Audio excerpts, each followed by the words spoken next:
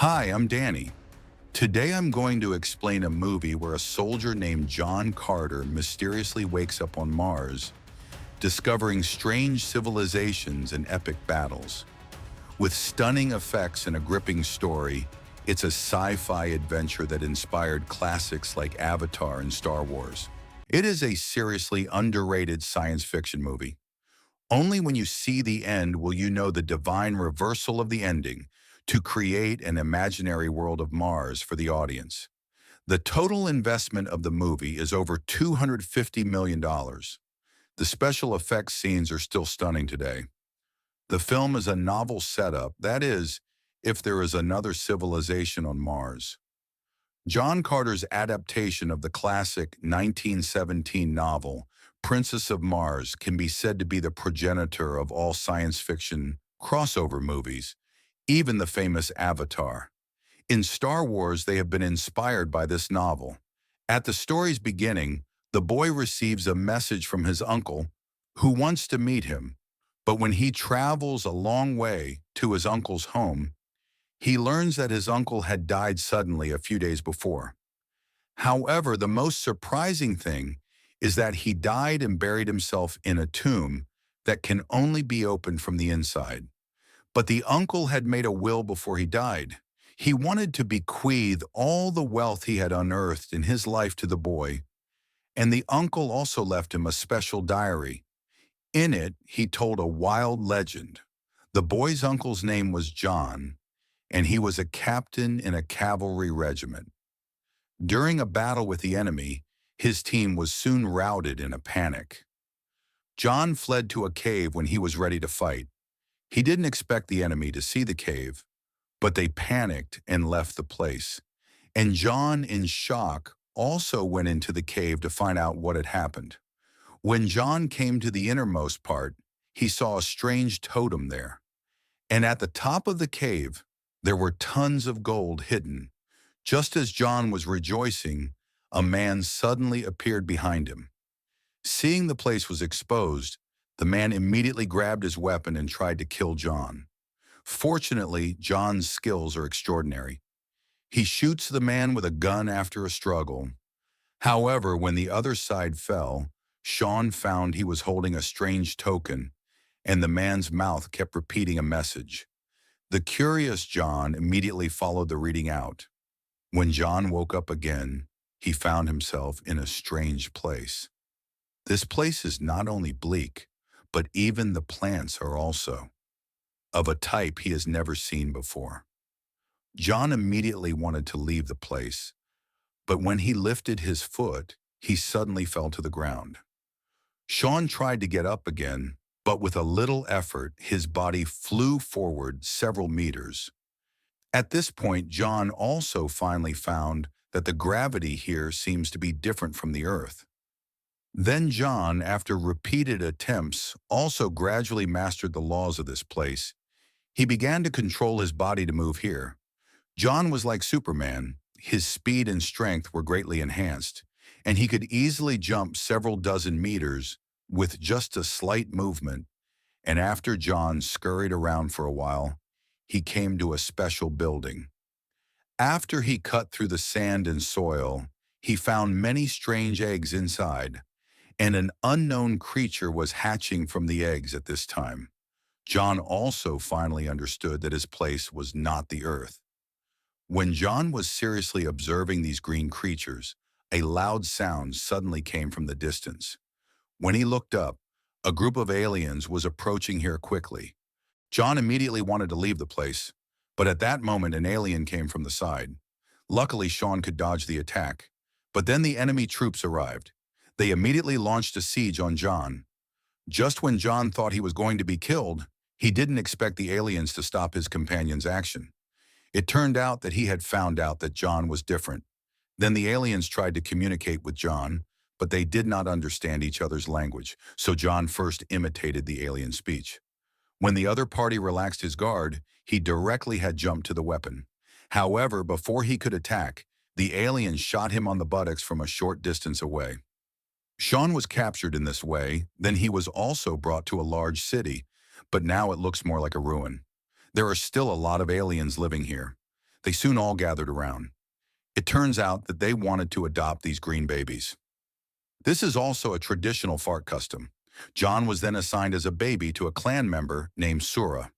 The chief of the clan wanted John to show his bouncing skills, but John showing his displeasure with his actions. Seeing John so disobedient, the clan leader immediately fed him with the other pups. These are the cubs of the alien Thark, but there is a human among them. John was first held down and had his beard, then he was put into a bath in an unknown liquid. Before John could get over it, a large handful of lime was thrown directly at his face. This is the unique Thark disinfection method. Next, Sura also gave John a mysterious liquid to drink. As the drug took effect, he soon fell asleep. When John woke again, he found green babies lying all over his body. Seeing no thought guards around, John immediately tried to escape. Unexpectedly, a monster came in. It turned out to be Ola, a hound specializing in guarding the pups. But Ola did not attack John, then relied on his great strength to break free from the chain. However, just as he was about to escape, Ola immediately caught up with, and Ola's speed was unparalleled. No matter how John jumped to escape, Ola could always catch up with him instantly. Sean had no choice but to hide in the gathering place of the Thark people. Ola rushed in right after him. He yelled at John, but this enraged the Thark. They immediately punched and kicked Ola. John, who wanted to leave, stopped in his tracks looking at the beaten Ola. He immediately rushed to stop it, and with his attack, he knocked out a Thark with a single punch. This blow also shocked the patriarch completely. He didn't expect John to have such great strength.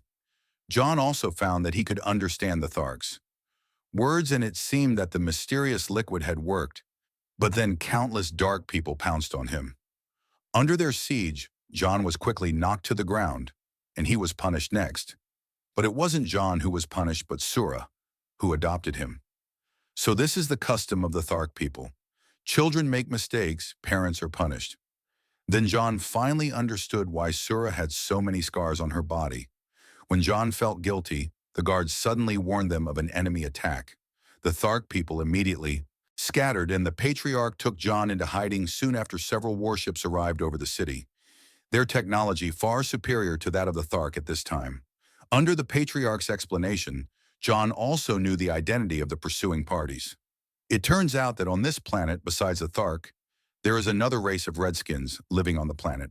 The Redskins are divided into two powerful camps, one of which is called Zodangan City. Zodangan City has a mechanical castle that can move. They fought and killed and were greedy, plundering the planet of all resources in life. The only one who can compete with them is the city of Helium. They also have a very strong military force. The two sides were always evenly matched, but with an accident, the balance between them was completely broken. A group of people calling themselves the Thurn Gods found King Adangan, and the Zodangan king used his submission as the price he exchanged from the hands of the god's ambassador for a horrible weapon called the Ninth Ray. From then on, the city of Helium began to lose under the attack of the Ninth Ray. Their troops were powerless to fight back. The battleship in the sky now was the Zodangan city chasing after their opponents. The warships in front of them refused to stop, so King Adangan immediately used the Ninth Ray. Helium City's warship was instantly hit. The Thark people below cheered as they watched the battle. Soon King Adangan easily took down the opponent's ships. He then immediately began to check on everyone. It turned out that a princess of Helium was hiding on the ship. Meanwhile, the princess had already sneaked into the other battleship. Just as she tried to escape, the enemy soon found her. A collision between the two ships occurred immediately. With a powerful impact, the princess was also thrown away. The princess was about to fall off the battleship when John, observing the battle, realized that the Helium princess was a human. John saw the situation and immediately rushed up to her. He used his special ability and easily saved the princess with a few jumps. John's action also angered the Zodangan army. They started to rush toward John. However, John did not want to tangle with them. He jumped and flew toward the sky. This scene also stunned the princess. Then John rushed directly into the battleship. Ordinary soldiers were no match for him. John quickly grabbed a cannon and started using the enemy's warship to attack the enemy. Immediately, two battleships were destroyed in Zodenga. The angry Zodangan king immediately tried to use the Ninth Ray, But then the messenger stopped him. He demanded that King Zodangan must capture John alive. Then King Zodangan immediately found John, and the two sides began to fight without saying a word. However, although John had great power, he was unfamiliar with the fighting style here in the face of King Zodangan's rapid attacks. Sean was soon disadvantaged in another area for improvement. John was exposed as someone who had yet to adapt to the environment. Here, he was not even in full control of his own body. The Zodangan king was about to kill him when the force on the ground attacked. Under the fierce attack of the Thark, a warship of the Zodangian city was instantly destroyed. John immediately seized this opportunity and got back to the ground with just a few jumps. As the Thark continued to attack, two more battleships were soon knocked down. King Zodangan knew that this time he was no match for the Thark, and he immediately ordered the ships to start evacuating. All the thought people recognized John's feat. The patriarch immediately rushed to John. Since then, John has become the hero. Of the fair people soon afterward, the princess found John. His powerful jumping ability intrigued the princess. If her people could learn this skill, the city of Helium could be defeated. But then John explained that his ability was not a skill. During their exchange, John learned that this planet was now Mars. This conclusion shocked John to no end. The princess then quietly took John to the temple of the Thark people in the legends of Mars. The goddess is the creator of all things, and the third messenger is the most faithful devotee. Of the goddess, he can travel across the planets. Soon they found a clue about the Stargate here, but then the Princess May made a condition that if she helped John find a way to return to Earth, he must also help Helium. City won the war just when they reached an agreement. It was not expected that the Thark people would soon find this place. It turns out that the temple is a forbidden place for the Thark people, and John broke in without permission. Now he had to be punished, and Sura, who had adopted him, had to be put in the Colosseum. The patriarch was furious when he heard the news and grabbed a weapon to get rid of John himself. However, when the patriarch came to the tent, he reached out and gagged everyone. Then he even let John go. Directly turns out that Sura is the patriarch's daughter. Then the chief gave the token to John. In exchange, he had to take Sura away with him. Soon the general outside also found out that something was wrong, but when he pulled back the curtain, he found the room empty. This immediately gave the general the idea of rebellion. At the same time, Sean and his group had already embarked on a journey to find the Stargate. Along the way, they saw only endless yellow sand and desolation. Even the once prosperous city had turned into a ruin, and all because of the plundering of Zodangan City. As they continued, the group came to the only river on Mars. Legend has it that at the end of it is the palace of the goddess. Sean and the group immediately proceeded along the river. When they reached the end, there was a special building. John picked up the princess and jumped straight up. At that moment, the teleportation token on his body also lit up. Then the building under their feet, as if by some induction, a road soon appeared in front of them. They immediately followed the passage into the interior of the temple. At this time, the princess also discovered that the strange phenomenon in front of them was not a miracle, but an unknown technology they could not understand yet. As the princess placed the token on the ground, a blue light instantly erupted under their feet. Then a star map also immediately appeared. After a moment of observation, John stepped directly on the light representing Mars. Unexpectedly, the star map on the ground also changed. Several lines of light spread out from Mars to connect all the planets. And next to the line with the Earth also appeared some special text in the princess's translation. John also understood one thing. He is not the original body that came to this planet. His body is now more like a clone. However, before they could, continuing their research, there was a loud noise outside the temple.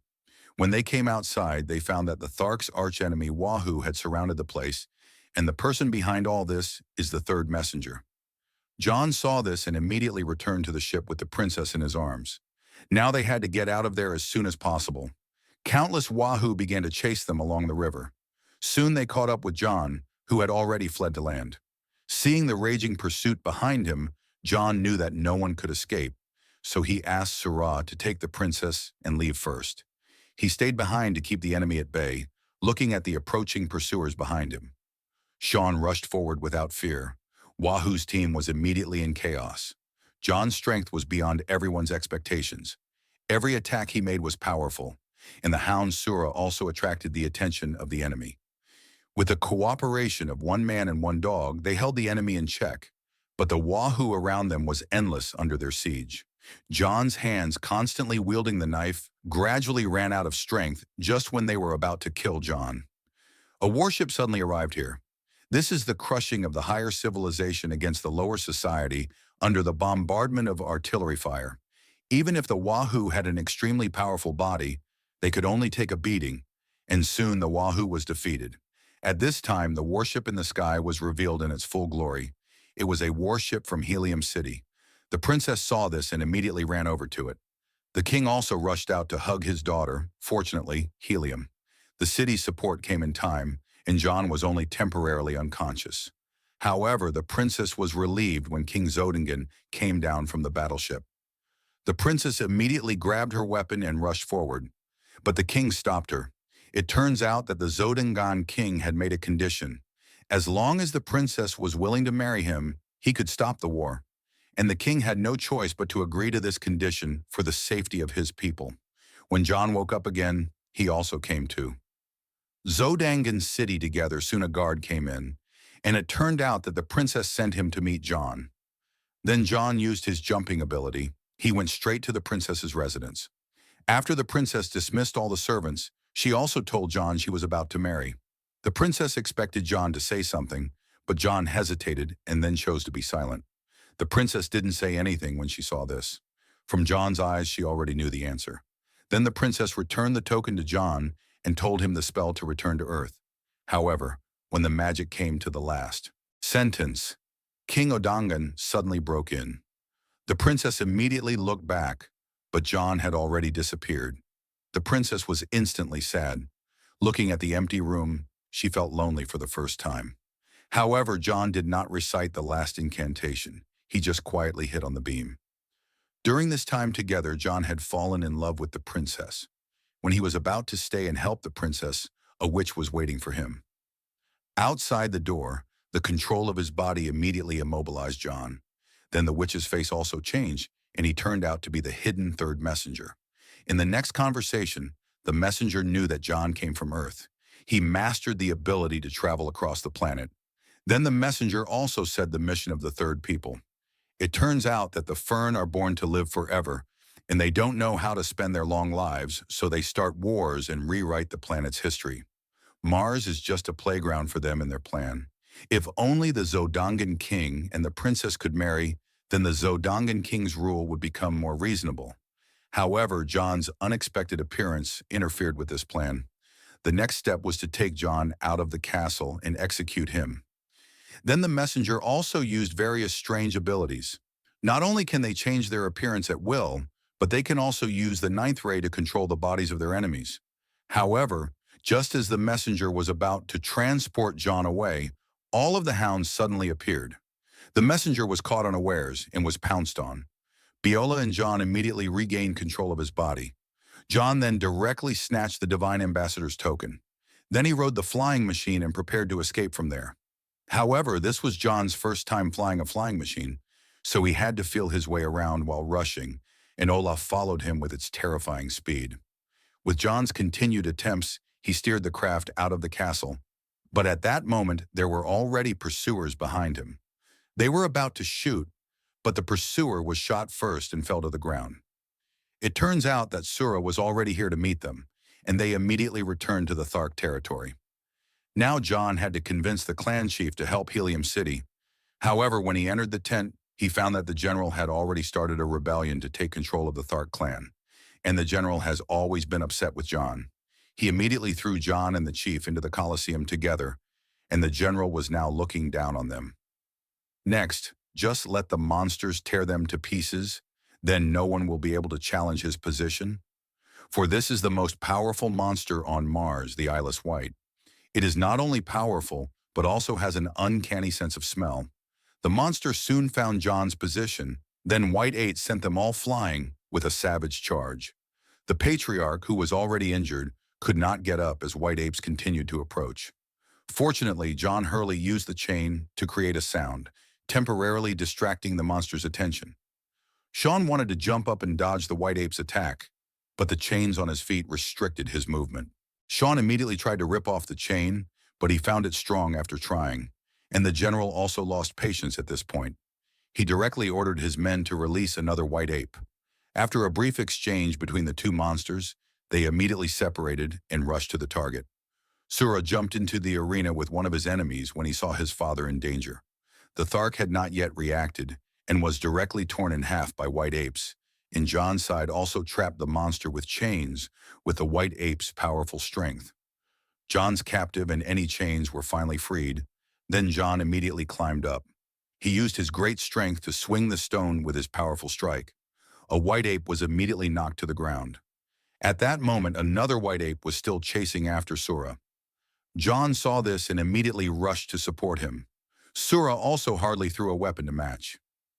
John's attack, seeing that the two white apes were not responding, the general finally got nervous.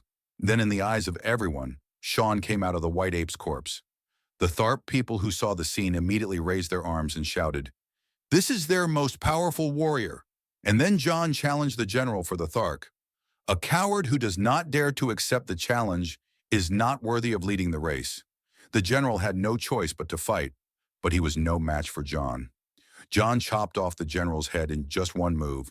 Applause straight to Zodangan City.